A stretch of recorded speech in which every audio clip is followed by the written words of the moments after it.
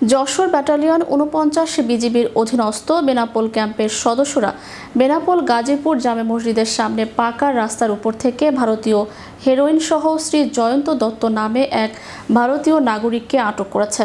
শনিবার রাতে ৪৯ বিজিবির উপ অধিনায়ক মেজর ফারজিন ফাহিমের নেতৃত্বে অভিযান চালিয়ে হিরোইন সহ তাকে হাতে নাতে আটক করা হয়। এ সময় পাচারের কাজে ব্যবহৃত একটি মোটরসাইকেলও আটক করা হয়। আটক শ্রী জয়ন্ত দত্ত ভারতের উত্তর ২৪ পরগনা জেলার পেট্রোপোল থানার জয়ন্তপুর গ্রামের মৃত সঞ্জয় দত্তর ছেলে। যশোর ব্যাটালিয়ন ৪৯ বিজিবির অধিনায়ক লেফটেন্যান্ট কর্নেল সাইফুল্লাহ সিদ্দিকী জানান, গোপন সংবাদের ভিত্তিতে জানতে পারি এক ভারতীয় নাগরিক ভারতীয় হেরোইন নিয়ে মোটরসাইকেল যোগে বেনাপোল বাজারের দিকে যাবে।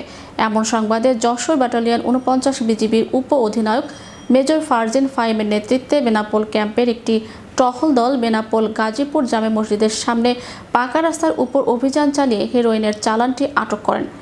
আটক হেরোইনের মূল্য ১২ লক্ষ টাকা। আটকের বিরুদ্ধে মামলা দিয়ে বেনাপোল পোর্ট থানায় সোপর্দ করা হবে।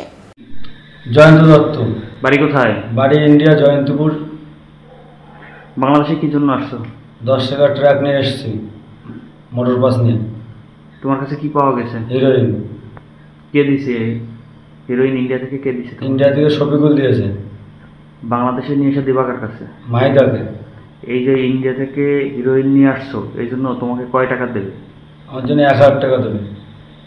আর তুমি গাড়িতে যখন ইন্ডিয়া থেকে আসো তখন আর কি নিয়ে আসো? ইন্ডিয়া থেকে মোবাইল নিয়ে আসি। মোবাইল কে দেয়? ইন্ডিয়া থেকে রাজু দেয়। ইন্ডিয়া থেকে রাজু দেয় মোবাইল। বাংলাদেশে কার কাছে দাও? কৌশিক। এই যে মোবাইল নিয়ে আসো, এক একটা মোবাইল বা এই যে মোবাইলের চালান নিয়ে আসো, প্রতি তুমি কত টাকা পাও? পার মোবাইলে 200 টাকা করে দেয়।